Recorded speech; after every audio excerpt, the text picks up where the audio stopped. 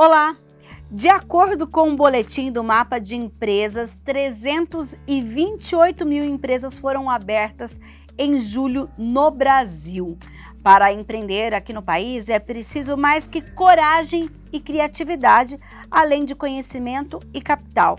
E para falar sobre as características e os segredos de empreender, nós vamos conversar neste bloco do programa com Eduardo Santinoni, especialista em crescimento de redes, formatação de franquias e implantação de OKR. Ele também é credenciado como instrutor de cursos da ABF, que é a Associação Brasileira de Franchising. Eduardo, seja bem-vindo ao Ser Empreendedor. E eu já começo dizendo para você, olha, muita gente acaba começando por necessidade. A gente teve N casos, principalmente na pandemia, outros por oportunidade, mas quais são os principais elementos que o empreendedor precisa ter para se pensar num negócio que vai dar certo? Bem, bom, prazer estar falando aqui. E realmente, muita gente começa no empreendedorismo pela necessidade, as circunstâncias que cada um o faz, de fato, são diferentes. Eu acredito que o mundo precisa de mais e melhores empreendedores, então a gente tem, eu acho que, independente da forma como eles entram no empreendedorismo, é, empreender é sempre um caminho que traz prosperidade, traz ganho para toda a sociedade. Bom, primeira coisa, a gente tem que pensar, né, nos comportamentos, né, e que esse empresário precisa ter. Então, tem uma série de comportamentos empreendedores que ele precisa saber. Então, para isso é muito importante se capacitar, né? Eu fui esse cara, eu dei o passo em que, para migrar eu trabalhava para a iniciativa privada e migrei, saí dela e fui para o empreendedorismo, e esse é realmente um passo que tem vários aprendizados no meio do caminho. Então, acho que a primeira dica seria de se capacitar e desenvolver as habilidades empreendedoras. Quando a gente fala em se capacitar, e no caso, esse se capacitar, ele deve ser antes ou ele pode ser enquanto o carro está andando? Acredito que os dois. Enquanto o carro está andando, né, eu faço até hoje, eu empreendo há 10 anos eu fiz essa migração e hoje, né, empreendo. E até hoje eu estudo, eu acho que mais até do que no início. Então, essa capacitação deve ser uma constante, né, o conceito do lifelong learning, né, do aprendizado contínuo durante toda a vida. Então, sim, o durante é fundamental. Quando a gente pensa em empreender, o que vale mais a pena, Eduardo? Ter conhecimento sobre o produto ou serviço que você vai oferecer ou ter o dinheiro para você entrar nesse negócio? Excelente. Bom, eu acho que é uma combinação, vamos transformar isso em 4 quadrantes, né? Onde em um extremo eu tenho pouquíssimo dinheiro, quase zero dinheiro, e baixíssimo conhecimento, né? Esse é um quadrante bastante perigoso dessa equação, uma vez que o empreendedor ele vai precisar aprender sobre o negócio que ele tá entrando, e esse aprendizado normalmente consome muito dinheiro, né? A gente não nasce, digamos, eu trazer isso para um exemplo da vida real aqui. Você vai abrir uma padaria, mas você entende nada sobre como fazer e vender pães, você vai errar bastante no meio do caminho, você vai jogar muito pão fora, você vai, né, fazer muito marketing que não vai atrair o seu público para o seu estabelecimento. Então, todo esse aprendizado consome dinheiro. Então, esse quadrante é um quadrante muito perigoso, porque já que eu vou aprender e não tenho dinheiro, o meu negócio tende a não durar muito. O outro quadrante, extremo oposto, positivo, né, que é muito dinheiro e muito conhecimento, esse é onde a gente quer morar, mas não faz parte da nossa vida real, né? É o mínimo, né? É um percentual muito pequeno de pessoas que têm esses dois fatores, né? Exatamente. Então, ele não faz parte da nossa vida real, a gente adoraria e a gente batalha para estar nele, Mas e ele é o ideal, porque se eu tenho muito conhecimento, eu vou, né, conseguir atingir meus resultados consumindo pouco dinheiro com aprendizado, e eu posso usar esse dinheiro para impulsionar o meu negócio. Então, esse é o mundo ideal.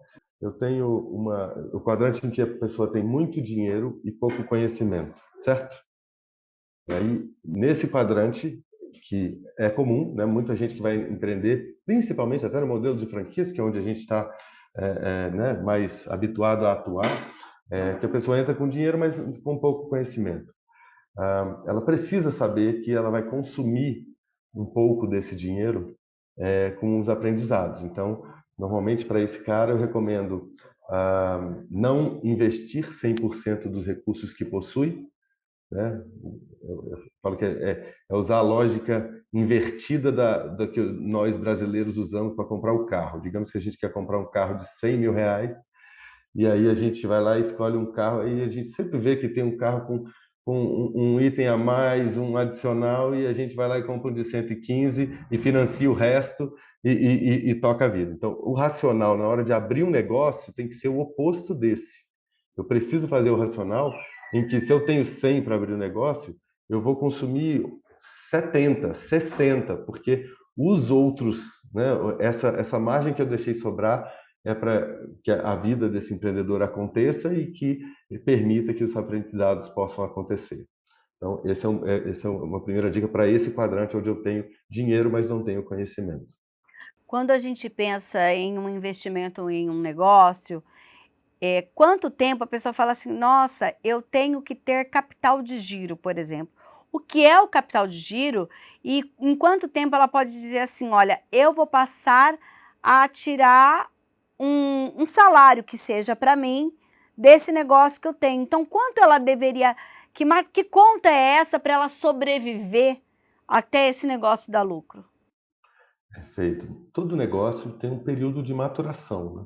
Então, ele passa por um período em que você está começando lá a abrir uma hamburgueria, até que as pessoas conheçam o seu hambúrguer e criem o hábito de ir para lá. Você vai vendendo um pouquinho, depois vai vendendo um pouco mais, depois vai vendendo um pouco mais. Isso vai fazendo uma curva de crescimento. Enquanto essa curva de crescimento está acontecendo, o negócio está dando prejuízo. É muito comum que nos primeiros meses das operações elas nasçam dando prejuízo. E um prejuízo atrás do outro em meses seguidos vai tendo a necessidade de aporte de caixa novo no negócio para que o negócio consiga girar, né? E sim, a gente sempre recomenda pelo menos uns 6 meses da sua vida garantida, por isso que a gente usa a lógica invertida da compra do carro, e pegar pelo menos 6 meses, se for possível, um ano, para que você consiga viver dentro dos seus custos, né? Para que dê tempo do negócio responder, maturar e começar a dar dinheiro ao ponto de você não precisar mais dessa reserva de caixa. É uma medida segura para que você não nasça. Você deixa de fazer isso, você nasce quase afogando e a água quase, se a água subir um pouquinho, se afoga, e isso não é desejável para quem está começando. Então vamos lá, um resumo. O que fazer para não se afogar, então? Então, resumidamente, separa 6 meses a um ano do seu custo de vida para que você consiga viver tranquilamente enquanto seu negócio ganha corpo e se mature. Agora, no caso de quem empreendeu por necessidade, nem sempre dá tempo de ter esse fôlego, né? O que você indicaria para esse empreendedor?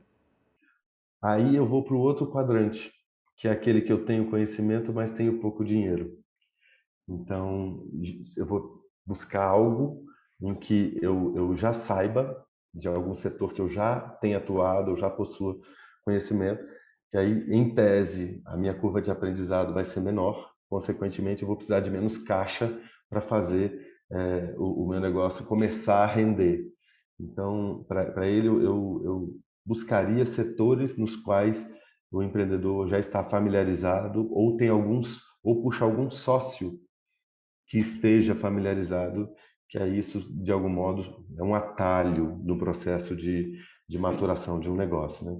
E, normalmente a franquia é uma alternativa interessante nesse sentido, porque ela traz esse conhecimento e essa curva, e você compra esse atalho de um modelo que já está testado, de um modelo que já teve o produto validado no mercado, né? De uma marca conhecida.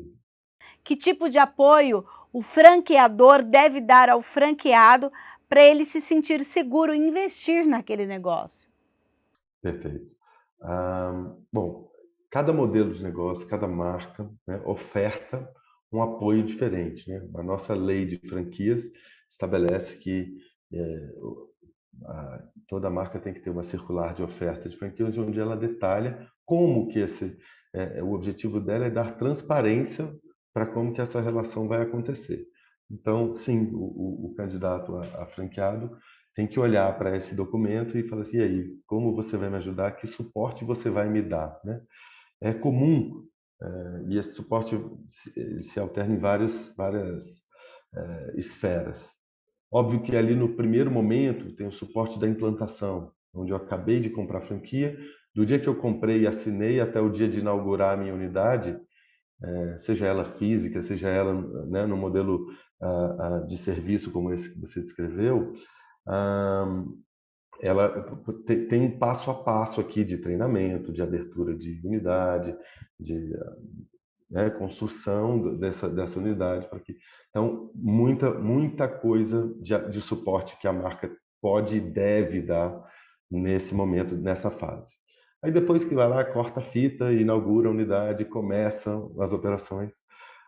Aí entram outras formas em que a marca pode e deve ajudar o franqueado.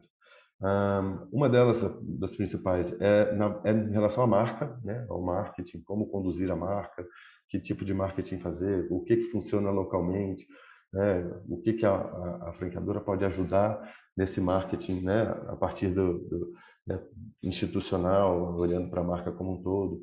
Então, esse suporte de marketing é fundamental. Outro suporte é de operação, né? Que como é que ele faz se está rodando certo. Vamos voltar, por exemplo, da hamburgueria, que é simples da gente enxergar, que como é que faz um hambúrguer, né? Como é que vira um hambúrguer, como é que entrega um hambúrguer, como é que vende um hambúrguer, como é que eu faço para vender adicional, todos esses passos, passo a passo da operação, a franqueadora pode e deve monitorar e ajudar o franqueado a executar corretamente. E óbvio, em termos de gestão, né? Porque não adianta, né? Não é só operar bem e nem fazer o marketing trazer, eu preciso gerir bem meu negócio. Então, tem que indicadores que eu uso para avaliar o desempenho de cada fase do negócio. Então, muitas franqueadoras devem, né, ofertar, é recomendável que oferte esse tipo de suporte sobre a gestão do negócio. Então, de modo que a franqueadora passa a ser, de fato, um parceiro né, espetacular de pegar na mão e garantir que esses passos, né, sejam dados juntos e na direção do sucesso, que é o objetivo de todo mundo envolvido nessa história.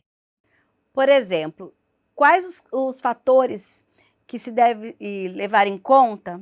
Vou dar um exemplo de bolo. Ah, eu faço bolo muito bem. Quero começar a empreender nesse segmento. O que eu devo levar em conta para saber se é melhor eu começar a produzir os bolos o meu bolo ou se eu devo ir atrás de uma franquia que tenha essa especificidade e é especialista nisso?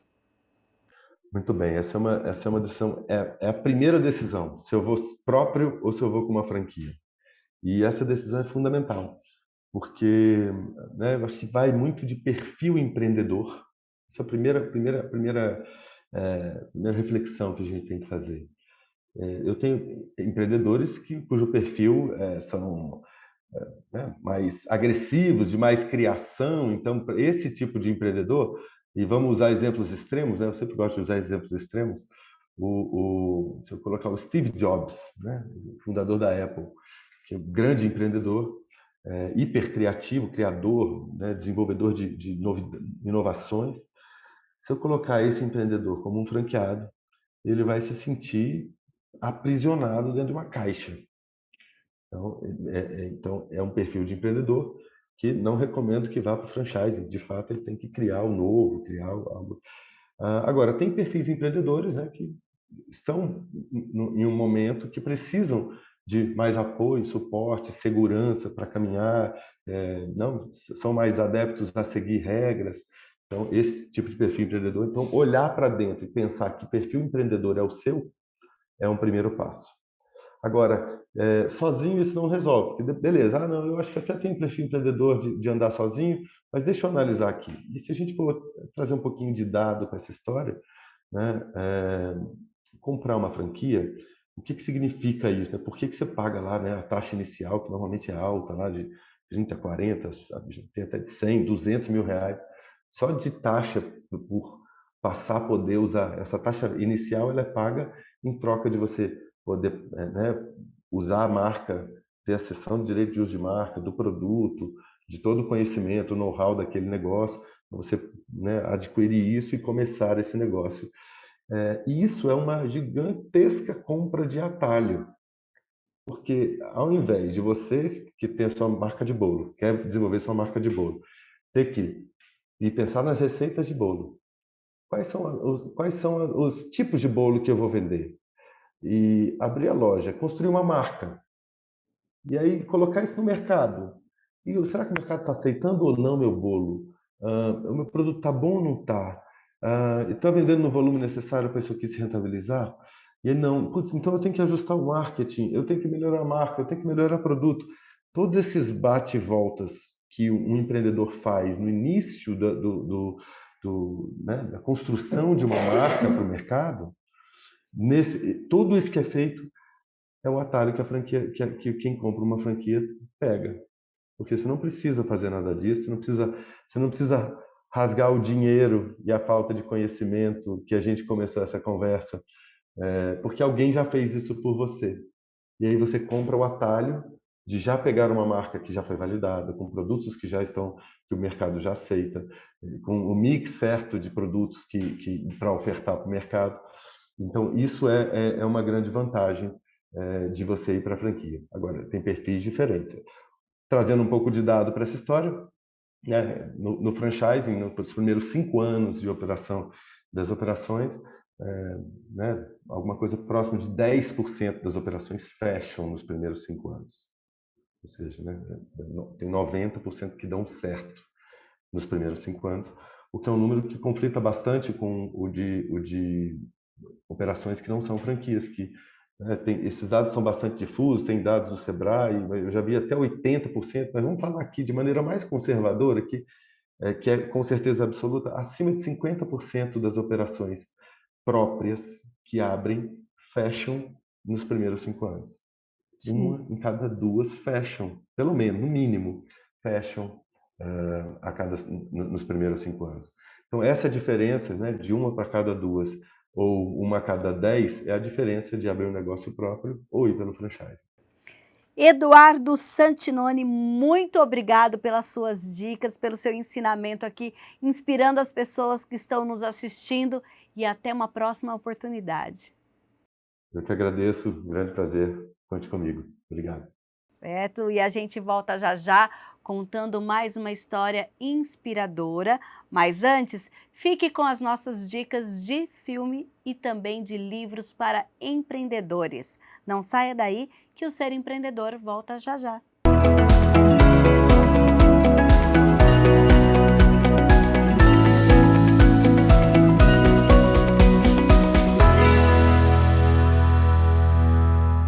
Negócios para criativos. Quando a arte encontra no empreendedorismo o seu maior aliado, inevitavelmente, a plateia não será mais o seu lugar.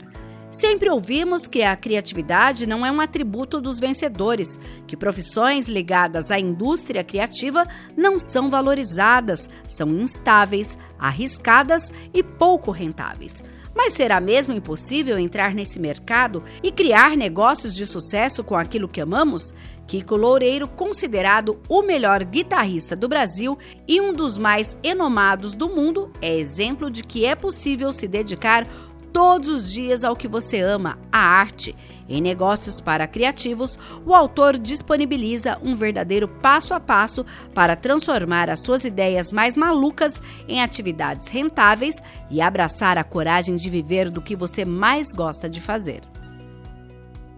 Franquias, tudo o que você precisa saber.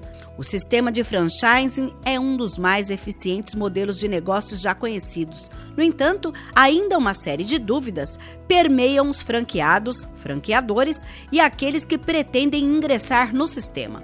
O objetivo deste livro é levar você de forma prática, simples e com linguagem acessível à vivência de praticamente 15 anos de convívio e experiência com franqueados, franqueadores e pessoas ligadas a esse tão fascinante sistema de negócios que gera tantas oportunidades.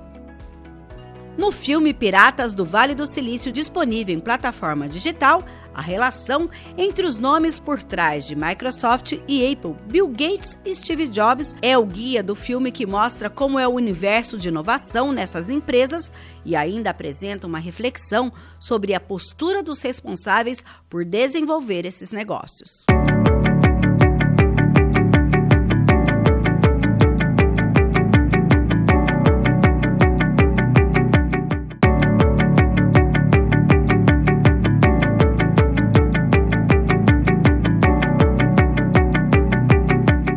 Neste segundo bloco do Ser Empreendedor, a gente continua falando de franquia, agora de uma forma diferente.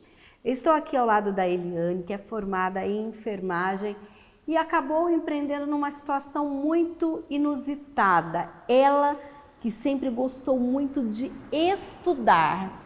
Conta para mim, Eliane, o início dessa história. O início ele se deu em 2008, quando nós viemos de Minas, de Uberlândia para Campinas. Eu tinha passado num concurso da Prefeitura de Campinas e querendo estudar, aqui na região praticamente não tinha muitos cursos na área. Ou eu iria para São Paulo, na capital, ou eu tinha que ir para Araras. Sim. E aí, vendo todo esse processo, eu falei, por que não? Corri atrás, fui ver todos os processos de como era ser um polo de educação. E aí abrimos a Telos Educacional. Mas até então, você pensou em já abrir uma escola de educação de pós ou no começo você acabou, parece que fazendo algum tipo de pergunta para você conseguir estudar? Me conta essa história. Não, no começo, quando eu ainda estava em Minas, eu estava terminando a graduação e aí durante a graduação eu comecei a correr atrás de alguns alunos, porque eu estudava numa faculdade privada e nessa faculdade privada eu pagava a mensalidade como qualquer aluno e saindo da graduação eu teria que pagar a pós-graduação e comecei a correr atrás de alunos. Então eu montava as turmas de pós-graduação e ganhava bolsas em troca, E aí montei saúde pública, que na época era o meu foco. Aí corri atrás porque eu queria fazer auditoria, aí montei mais uma turma correndo atrás de alunos e depois montei de enfermagem do trabalho. Desse jeito você fez pelo menos umas 3 pós? Eu fiz 3 pós-graduações assim. Chegou em Campinas, quero estudar mais, não tem curso aqui. Aí como você chegava então nesses lugares que já estavam prontos e falava, olha, eu quero formar uma turma lá em Campinas. Como que foi essas primeiras negociações? Também era em troca de bolsa ou não? Aí você já pensou em um negócio? Não, aí eu já pensei num negócio. E aí já comecei a ver, a formatar. O Sérgio, ele é economista, então ele começou a ver junto comigo, porque a minha formação é de enfermagem, então eu não tinha muita bagagem para poder montar uma empresa. E aí ele foi me ajudando nesse processo. Quando vocês vieram para Campinas, porque você passou no concurso, e ele fazia o que exatamente naquela época? Ele estava estudando para concurso também, e aí ele só estava estudando. Nesse período. Sim. E aí ele passou num concurso na Receita Estadual e aí foi trabalhar na Receita Estadual da capital. Ele trabalhando na capital, você chegou a assumir o cargo público aqui em Campinas? Sim, chegou a Sim. assumir na época. Aí você fez essa formatação de empresa e fez nesse primeiro momento o que foi? Foi uma parceria com essas instituições? Foi uma parceria com uma faculdade, Tá. uma faculdade que nos certificava. E aí ficamos com essa parceria, né, até a gente dar um insight de falar, vamos abrir a nossa própria instituição. Quando vocês tinham esse know-how e decidiram então abrir a própria instituição, além da questão financeira, que você falou, olha, o Sérgio é economista, então ele fez toda essa parte, o que vocês precisaram ir atrás que de repente você não imaginava ou você imaginava, como que foi isso? Como nós somos, né, um polo de uma instituição, a gente tem por detrás o MEC, né, que certifica essa instituição, e nós como polo, né? E aí era agora locar um espaço para poder colocar realmente a instituição. Mas lá, já nas primeiras turmas, vocês conseguiram muitos alunos ou você teve que fazer o mesmo método lá de Minas? Chamar os colegas, vão conhecer o curso? Vamos lembrar um pouquinho daquele período. Eu chamava o pessoal que trabalhava comigo, né, para poder fazer também as pós-graduações, ia nos hospitais, nos centros de saúde, né, nas próprias instituições. Eu até lembro que eu ia na porta de uma faculdade, ficava panfletando, distribuindo panfleto, né, numa faculdade aqui de Campinas, para poder todo mundo nos conhecer, né, para poder começar a fazer pós-graduação conosco. Os primeiros cursos quais eram, se você lembra? Foram docência, enfermagem e enfermagem do trabalho. E hoje? Quantos são? Hoje nós temos 21 cursos presenciais, né, na área da enfermagem e 110 cursos na área também da saúde EAD. E aquela Eliane que estudava para concurso, que pensava, né? Você disse que passou no de Campinas, mas você parece que era concurseira, chamando assim, né? E hoje você é empresária e que tem sempre uma ideia de ir à frente, mas dentro do seu negócio. Quem são essas duas mulheres? Na época, até quando eu terminei a graduação, eu me imaginava concursada trabalhando ou dentro de um hospital ou até mesmo dentro de um centro de saúde, né? Hoje, né, eu também levo tudo isso para os meus alunos, né, pensando sempre neles também. Sou realizada porque, além, né, de levar a educação, né, para esses alunos que estão formando, que estão buscando uma formação para poder exercer, né, a área da enfermagem, eu me via lá atrás, né, como eles querem estar hoje, né, então isso para mim é gratificante.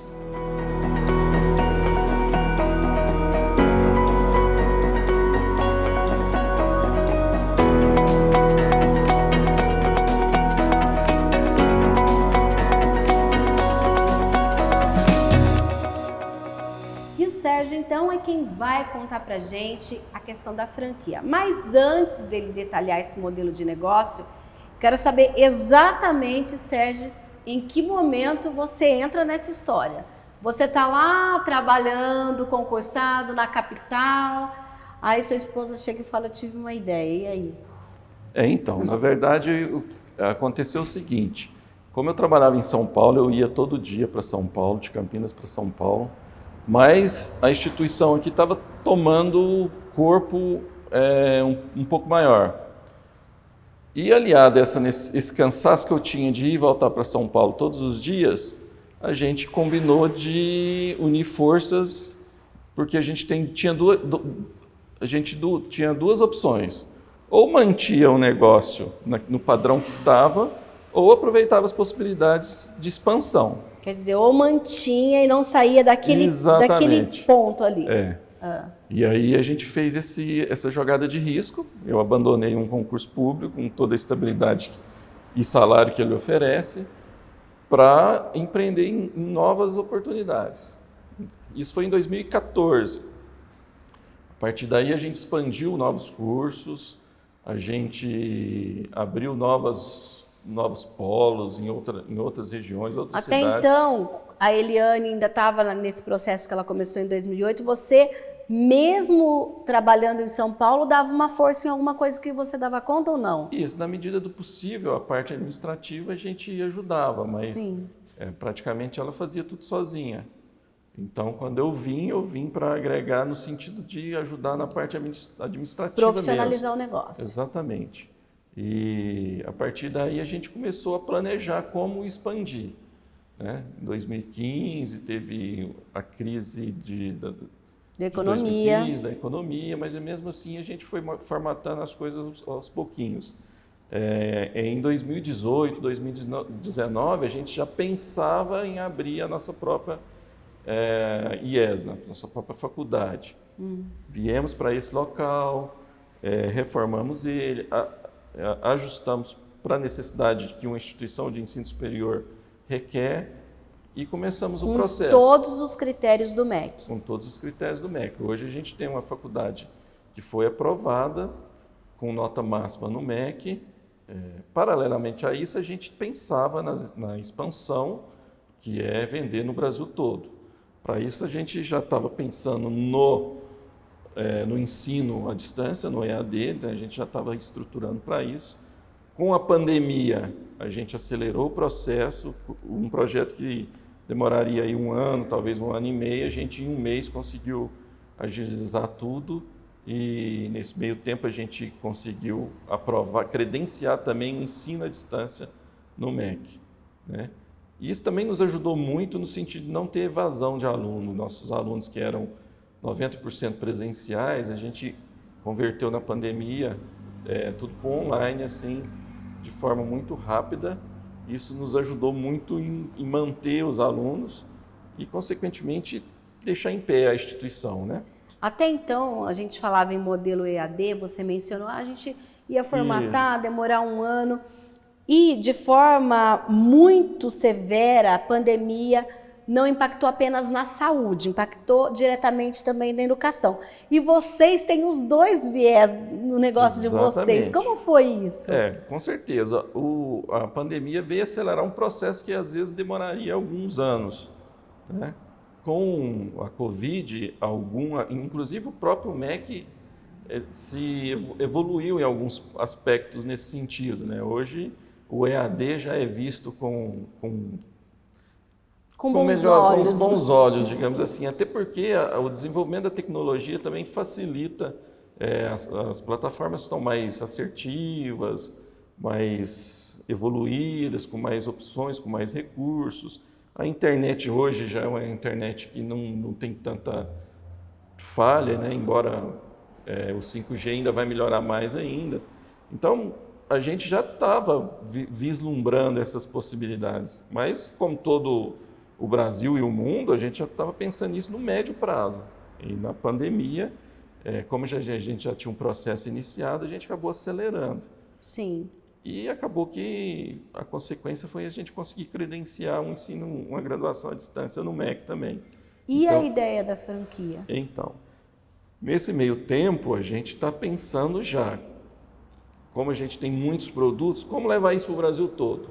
Existem algumas opções de parcerias e tal, mas uma delas é a franquia.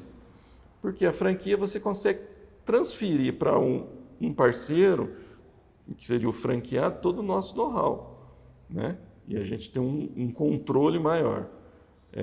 Então a gente pensou já nessa franquia desde 2021, né? Assim, no final de 2021, quando a pandemia foi se arrefecendo e a gente já estava com a faculdade sendo credenciada, a gente também já estava acelerando esse processo da franquia. E como é formatar uma franquia? O que faz parte desse processo? Na verdade, você tem que redesenhar todos os seus processos internos, né? Você tem que estar preparado para ser um franqueador. Não basta você ter apenas um negócio franqueável.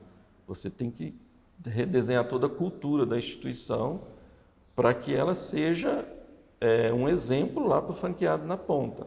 Sim. Ele não vai comprar só o nome, ou só o renome e a marca instituição. Ele vai comprar todo um processo que vai facilitar o desenvolvimento do negócio dele lá na ponta. E para fazer isso, vocês fizeram sozinhos? Vocês contrataram especialistas? Como que foi esse processo? Não, a gente contratou uma empresa que especialista em formatação de franquias, né? Sim. Porque é um processo que requer algumas especificidades que a gente não dominava. É um mercado muito promissor, o mercado de franquia. Então tem muita gente que conhece e que nos ajudou bastante nesse processo aí. Sérgio, até a gente conversou no primeiro bloco desse programa com um especialista em franquia, que falou que, inclusive, para o ponto de vista do franqueado, que é um negócio, digamos assim, com menos possibilidade de dar errado, já que tem um modelo pronto. Exatamente. Né? Um modelo pronto, um modelo já testado. Exatamente. Né? E tudo mais. E hoje, em que pés está essa questão de vocês escolherem o franqueado, o perfil do franqueado, a cidade, o que é levado em conta ou que vai ser levado em conta quando vocês forem ter uma franquia em uma região X do Brasil? O primeiro, aí é uma questão de estratégia, né? A gente ainda está redesenhando a estratégia de comercialização.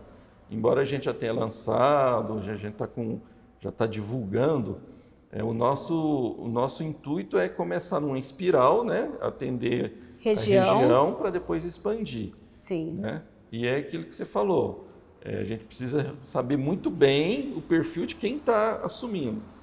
Porque, na verdade, é o nosso nome que vai estar em jogo lá. Muito embora a gente entregue praticamente um pacote de serviço pronto para ele e todas as vantagens que isso oferece. Mas vocês vão ter que dar todo o suporte. Todo o suporte, exatamente. Tudo isso já é desenhado, já tem toda uma documentação contratual para a garantia do franqueado. E qual é a expectativa do ponto de vista? A gente vai falar vocês vão manter as unidades aqui, estão aguardando, então, a abertura, provavelmente para 2023, da graduação aqui e também da franquia. Como que é pensar em tudo isso? Não é fácil, né? Mas a gente tem um planejamento muito rigoroso, né? A gente tem nossos consultores, as pessoas também que nos ajudam. Então, vai ter vestibular, vai ter franquia, vai ter a pós-graduação. Nós temos também polos de ensino à distância, a gente tem 25 polos. Então, já é um mini modelo de franquia, a gente pode pensar isso ou não necessariamente? Não, é um pouco diferente. Certo. Né? Não dá para... A franquia é muito mais estruturada, porque você está repassando o know-how e todo o processo para o franqueado. Né? Tá. E a nossa expectativa, a gente atrasou um pouquinho o processo de formatação da franquia por conta de todos a conjuntura econômica do país, mas a nossa intenção é ter 20 a 30 franquias até o final de 2023. Tá? Uau, então é arrojado. Muita expansão, hein? Exatamente, é arrojado. E para isso, assim, a gente definiu alguns critérios para o franqueado, tem que ter um perfil empreendedor, tem que gostar de educação e basicamente gostar da área da saúde, né? Tá, mas ele não precisa necessariamente, por exemplo, ter uma formação na área de educação ou na saúde? Não necessariamente. Não, tá. Né? Não necessariamente. Muito embora eu acredito que quem vai buscar esse tipo de franquia já tem alguma relação com a educação, né? Dá para adiantar para o nosso telespectador, por exemplo, na nossa região, que cidade deve ser o primeiro franqueado? Então, a gente pensa bastante na cidade de São Paulo, né? Capital. São Paulo geralmente é o ponto de partida de todo bom negócio no país, né?